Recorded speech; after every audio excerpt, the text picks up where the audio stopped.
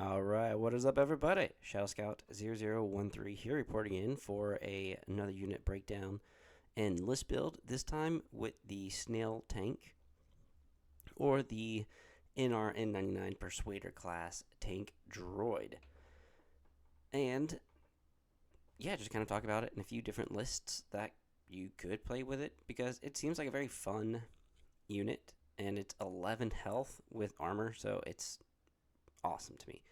And then it surges, offense, defense. It's got, 7 wounds it can take before it breaks down. It does have white defense dice, so it's light armor, but it's armor, and it's good.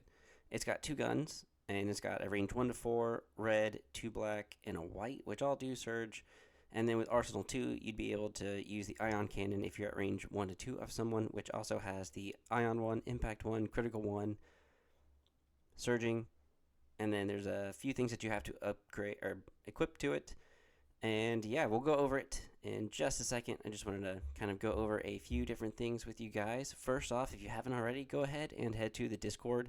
There you can just become a member for free. And, if you've got something coming up, so maybe there's something that you want to play, or there's a tournament that you're playing this weekend, and you list kind of some of the units that you have. Some of us are going to do our best to try and come up with lists and, just ideas for you guys. But, it's all up to you as well to kind of take what you want. And then, we are trying to post a poll in just a little bit under the cantina. If you go to polls, we're going to have one up because I want to have a hobby night, and where you can go to the Tiki Hut or the Hobby Hut and be able to build or paint or kind of do whatever you want to do and talk about with whatever you want to do. We're looking for a host, and if you are interested in that, just go ahead and either leave me a message or post something in the Hobby Generals or polls. And yeah, and then also at some point we will be able to do a video where you can go to the live Q&A, and I'll make sure I make a post about that, but that'll be in the future. I apologize for it taking a while, but yeah, do everything you can to come here and enjoy yourself. And then also head to the Patreon, where you're going to get things early, and where you're going to get other little strategic videos on, like objectives, and there'll be more coming out soon. Thank you to all the Patreon members so far who have signed up and are helping. I really do appreciate everything that you guys do. And then, if you haven't, go ahead and head to theburnacademy.com and sign up there for $15 a month. Download the app, and you've got 3, 4, 5, and 6-day week workout programs, corrective exercise programs, 30-minute torture programs in case you're short on time. It's got 120 different recipes, coaching videos to make sure that you understand what you're doing, and videos for each exercise. So yeah, make yourself look like a pro in the gym and sign up here. And if you ever have questions, you can feel free to just message me. I'm always there. Now, let's go ahead and take a look at the Snail tank. So I've already talked about the health, and that it breaks down really at 7. We're going to have to roll a dice to see if it loses a move or half its dice to a weapon and stuff like that. It's an open transport. So you can transport 1 friendly trooper unit, and then the unit that you're transporting can spend tokens, perform actions, and be attacked. They'll always gain heavy cover, though. Then they've also got the armor, like I said, Arsenal 2, so they can use 2 weapons, and it will have 3 on them, possibly, at least 2, that you'll always be able to use. And then it's got its weak points on the side, so you kind of don't want to expose its flanks to any of your opponent's units, I should say. And yes, I think that you're better off kind of transporting a B2 unit, or possibly a Black Sun, but more so a B2, because it kind of fits into the army, and giving it an order for an order control could be very nice. And the fact that the B2s, if it upgraded with the Ha and the the little droid, tactical droid, you have range 3 at least, and then impact 2, which is nice. And it doesn't have to be at range 1, it's at range 3, so you can get more shots in a little bit. So I highly recommend putting a phase 2 on there, but you can do a squad of Black Suns. Now, you've got to equip a program card, and the programs, there's only 3 to choose from, and I'll go over those in just a minute. And yeah, you can put a comms and another weapon on here. So we'll go ahead and take a look at it. The 3 equivalent upgrades are attack protocols, defense protocols, and engagement protocols. Attack protocols, you gain AI aim. So if you don't give it an order, you're going to have to take an aim, but you do gain precise 2. So whenever you do use that aim, you can reroll up to 2 more additional dice. So that's 4 dice that you're rerolling. With the defense protocols, you're going to gain AI dodge. So if you don't give yourself an order, you get a dodge. And then you gain nimble. So you can use that dodge consistently throughout the whole round, and you gain outmaneuver, so you're going to be able to cancel those crits to actually save your Snail droid. So if you want to make it, obviously, a little bit more offensive, then attack protocol is fine. Defense protocols, I think, is pretty good, and engagement protocols is probably the best, even though it's a little bit more expensive. But you're going to gain AI attack or move. So if you don't give yourself an order, you can attack or move instead of having to aim or dodge specifically. And this kind of allows you to make sure that you're getting to the spot you need to get to quicker, and it's fine. Like, I prefer engagement protocols.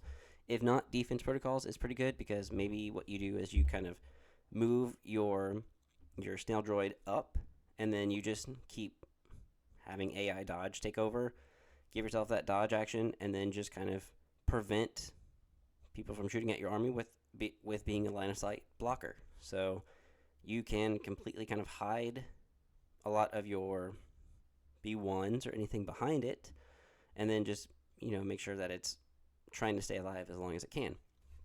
So that's why I think those two are the best, and you really might not need the attack protocols, in my opinion. But it's there if you want it.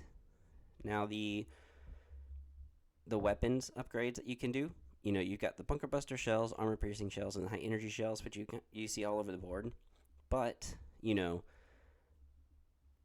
you should equip the shells that you want depending on how you plan on using your Snail. So if you plan on getting really close and trying to just dive in there, maybe using bunker buster shells, you can tie in with the ion one, impact one, and then you'd have blast and scatter, so they've got no cover, and then it would be able to move everyone but the leader with the scatter keyword. So yeah, after you perform an attack against a small base trooper unit, you can place each defending non-leader mini in cohesion of the unit leader. So you can basically get them all out of cover and put them out in the open, so other units can just fire away, aka the B2s that are on there, and or if you brought the Black Sun, they could disembark and then shoot everyone out of cover. And yeah, the armor piercing shells would be great against the dark troopers right now, and you don't have to be extremely close to use the armor piercing shells, but range 2 to 3 is slightly close. And if you look at the Snail droid's gun, it's a range 1 to 2 that has the impact and ion, rather than the range 1 to 4 that has critical. So if you do plan on using the armor piercing shells, you'll have to really get to range 2 to maximize impact 4 and ion 1. So, and yeah, you'd be able to get to roll 6 dice? 6 dice, impact 4. Yeah, and that's really nice. Even though it doesn't have blast, if you're just shooting at dark troopers, they never have cover anyway, so that would be really nice to do. And it's only 10 points. And then the high energy shells, it's the cheapest option. It's nice, and it's range 2 to 4, so if you're trying to soften up your opponent's army, then maybe this one would be the way to go, because then you can shoot and then move. Basically, if you do the engagement protocols and you either have AI move attack, then you AI attack possibly if you didn't give it an order with the range 1 to 4 and 2 to 4, giving yourself quite a lot of dice. That's really nice. So 3 red, 2 black, 3 white. That's a lot of dice. So yeah, not bad. Critical 1, high velocity, so they can't use dodges, depending on who you're aiming at. But I think the armor piercing shells are probably going to be the best right now, especially with dark troopers dominating. And then the comms slot that you can use, command control array could be really good, because obviously if you spread your army, especially droid army, too wide and you get beyond range 1, you can't coordinate. So if you had command control array and you had the B2s on the Snail droid, then technically your other droid troopers could, hopefully at range 1 to 2, coordinate to the B2s, giving them an order. Comms jammer could be a really good one as well, because again, the Snail droid has such a big base and it's going to be moving at extreme speeds. And I think Comms Jammer could really mess up your opponent's second turn or first turn, or second or third turn, I should say, depending on what you do in the first turn. So maybe you double move. Maybe your Snail Droid goes last somehow if you were able to give it an order, and then the B2's an order on there. Maybe your Snail Droid kind of goes either before the B2s, or if you need to really move them in, then you just use Snail Droid go in twice with 2 moves, and then that second turn, you can either go with him first and move once and then attack, or, go ahead and disembark with your B2s and stuff like that. But Comms Jammer will help make sure that no orders are given anywhere near the Snail Droid at that range 1. Comms Relay, I don't think is really good on a Snail Droid at all. The vehicle, I should say. Emergency Transponder, I think, sure, but I just think, honestly, you're moving your Snail Droid just to have... no, if you have the attack protocol or defense protocol, maybe emergency transponder could be really good. Even with, I guess, the engagement protocols, it could be okay. But maybe Comms Jammer would at least disrupt your opponent a little bit more. HQ uplink could be good if you're really trying to get that alpha strike or alpha attack where you just want the Snail Droid to go first, or I should say get the order first and then be able to go last, and then the first turn, or the first activation on the second turn, try to go as fast as you can. Hacked comms unit, I mean, sure, but it just depends. Link targeting array could be okay, but since it's going to be moving and or staying still and providing cover, it may probably just shooting. You're probably taking an aim already, and you're probably giving your orders to other stuff because of the daisy chain. Now, you could give it link targeting array. I think that would be another good thing, just like the command control array, comms jammer, possibly emergency transponder. I think LTA could be good. Long range comm link, I'm not sure. I don't think so, because I'm not sure because I don't know why you would want that, because I don't know. I see it being a priority in the very early stages, and it becoming less of a priority because you've already moved what you needed to move in, and now you're just kind of using the Snail Droid to either block the key position or block pathways, anything like that. So you're just kind of leaving it there. And then onboard's comm channel could be a good one as well, because the B2s, if you give at least the Snail Droid an order, the B2s will be able to get that order, and you won't have to worry about coordinate at such a long range, just in case the Snail Droid gets super far away. So onboard comms would be good. Link targeting array could be good. HQ uplink could be good. Emergency transponders, comms jammer, command and control array, all of those, I think there's a really good plausibility of having it on there. Now, that's really it. I mean, there's not really many upgrades that you can have on there. So let's take a look at just a few where there's just one snail tank. I've done this double snail tank droid video a long time ago, so if you want to look for that in the droid section, you can. But I'll go over a few here. So Dark Troopers are a huge threat and a huge problem right now. Problem as in a lot of people are either taking them and winning, or just they're winning. Like, that's the issue. So you have a T-Series tactical droid. Sorry guys, I'm talking super fast. But you have the T-Series tactical droid to be able to direct your core troopers, so they can all get the order. And then you don't have to necessarily have an order on the B2s, because they're going to have the T-Series tactical droid on there, and they basically lose the AI attack, and then you're going to gain reliable. So it's a really nice trade-off, and a range 3 gun. But you've got the T-Series droid to be able to coordinate the orders.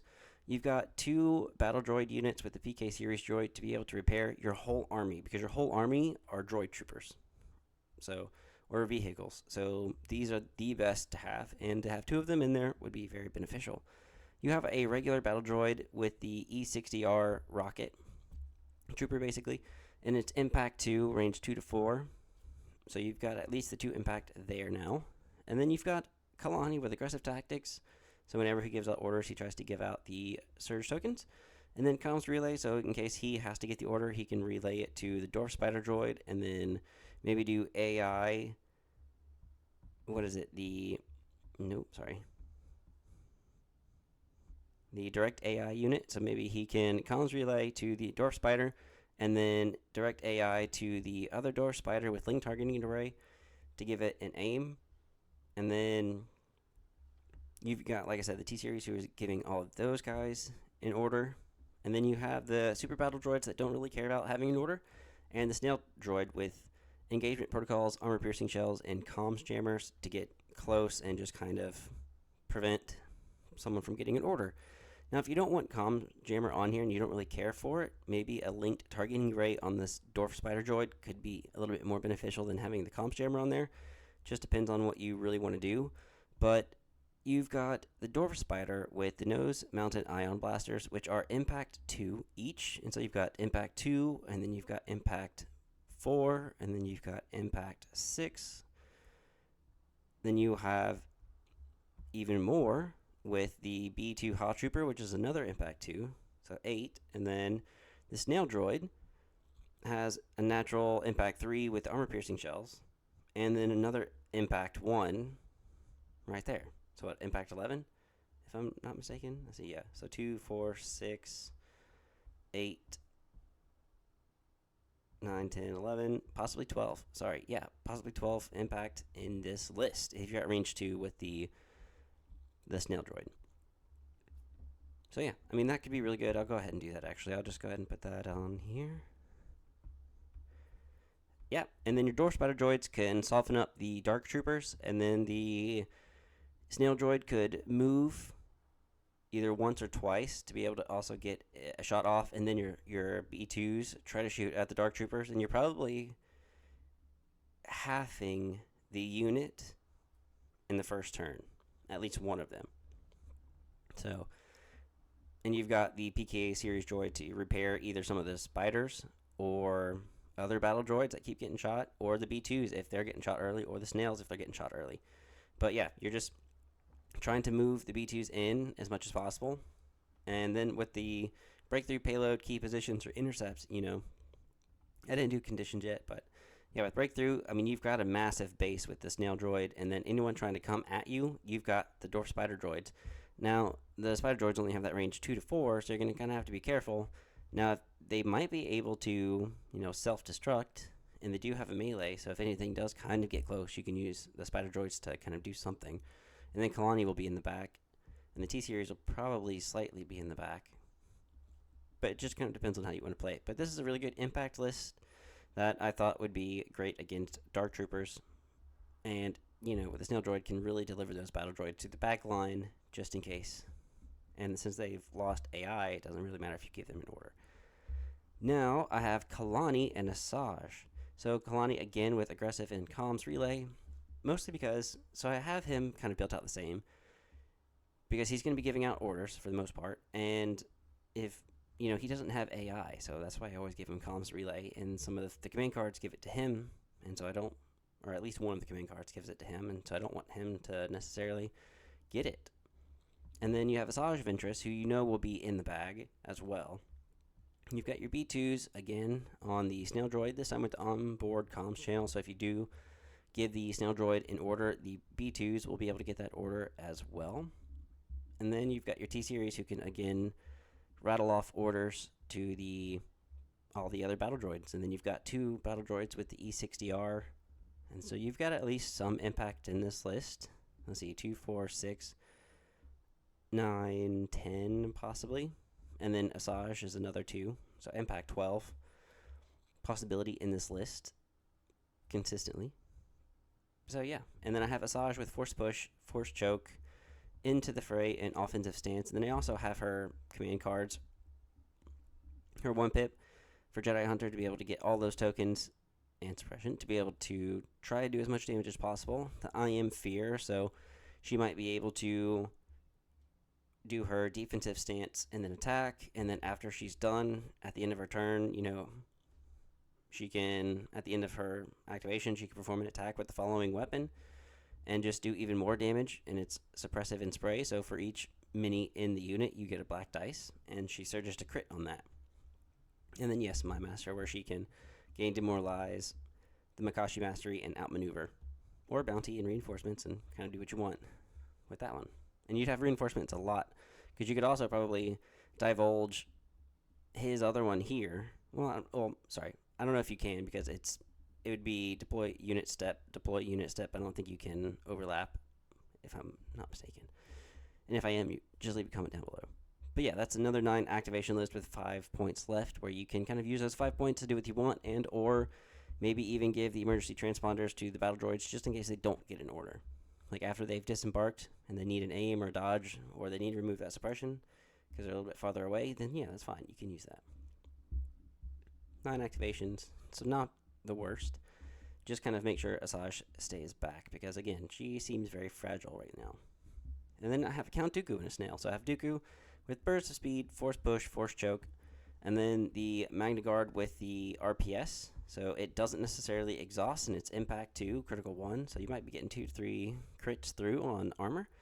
And then the Snail Droid with the command control array, so that the battle droids, if the Magna Guard are farther away with Dooku, they might be able to get that order, and or I should say maybe the battle droids.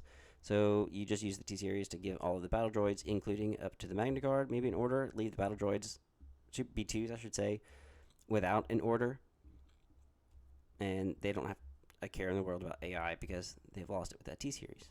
It's 9 activations, and you're really trying to use, Dooku and Magna Guard to get in there for, let's see, if you were to pick objectives with this, I would either, you could do breakthrough, because the Snail Droid could just kind of move the battle droids in, and the Snail Droid could work. Intercept the transmissions, you'd be able to get the Snail Droid to probably get the V2s in the back. Key positions, I usually always take with a Force user. Recover the supplies could be good, again, because your Snail Droid could drop off the battle droids. Since I don't have a bounty hunter, I don't want sabotage the moisture evaporators, because again, it could leave off on a tie, and yes, it'll go to points after that, but you've got a ton of white die saves here, and you're probably going to lose a lot of points at some point, so I'm going to avoid that. Hostage exchange I usually take when I have a Force user, and so breakthrough, again, like I said, could be okay. And then intercept the transmissions, because you've got a lot of trooper units that could do well. Oh, yeah, hold on. Don't need 5, just those 4. Yep, and then last but not least, I've got a Snail Droid with the battle droids here with high energy shells and engagement protocols to kind of soften everything up. Because what I would do is I would put Cad Bane kind of in the middle of the field in a way. And then you can use Cad Bane, give him the order, and comms relay it to the Stat Riders, who could give an order to the rest of the Staps, and then possibly give an order to all the droids. If not, you can use the T-Series to give it to the rest of them. And yeah, again, the battle droids don't have to worry about getting an order. And there's more points here, just in case if you wanted control array, if you wanted emergency transponders, or if you wanted the onboard comms channel, just to give them an order in case you got something. Because you are bringing mechanized incursion. So technically, if you wanted, go ahead and do that for now. That'll give the Snail Droid an order, which will give the Super Battle Droids an order, and then you can give an order to the T-Series. And then he can also direct everyone down here. And then you've got Cad Bane, who can just, after he's maybe divulged, he can pop his comms relay to give it to those guys, like I just said earlier. And yeah, you've got pretty decent order control. And possibly the only thing you might have in your bag is Cad Bane.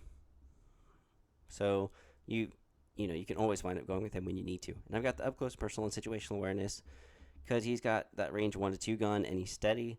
And then the more dodges he has, the better. And then electro gauntlets in case he gets stuck in melee, because you don't want him. He's soft sometimes. Yeah, he's got white dice, and he does have danger sense 3, but again, just be careful with him. That's why the situational awareness is kind of, in my opinion, needed. But yeah, those are just some 800 point lists with the Snail Droid as kind of like, not a focal point, but just being used.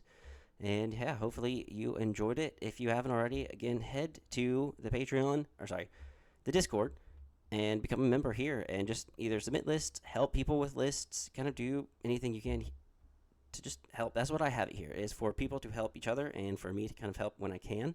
And then, for hobby nights, we can pick a time and a day. Just go ahead and put that into the hobby general, and or polls if you're interested. Head to the Patreon and become a member because, again, all of the things that I do, all the money I make, I should say, goes to you guys. I haven't bought anything myself with it yet, and we gave away the Battle Force box, and that was nice. And, I just kind of want to see some more stuff come. So that's why, if y'all can support the Patreon, that's just more things we could do for the channel. And, how to enter to win anything. Again, the gift card is usually you would have to leave a comment and be a subscriber. And then, head to the Discord, become a member, and that might get you another, or that does get you another entry. And then becoming a Patreon gets you even more. And then if you haven't already, go ahead and head to theburnacademy.com for $15 a month and subscribe, download the app, and look like you're a pro in the gym with stuff that is tailored towards anything, anytime, for basically almost anyone. All right, guys. I want to thank my Patreon members. Thank you, Kitsune, Emperor Atlantis, Tyson, and Anthony Estrada, mostly for everything that you guys do and keeping this channel lively and just doing so much for the channel. So I appreciate you guys, and I hope that you guys have a good rest of your day.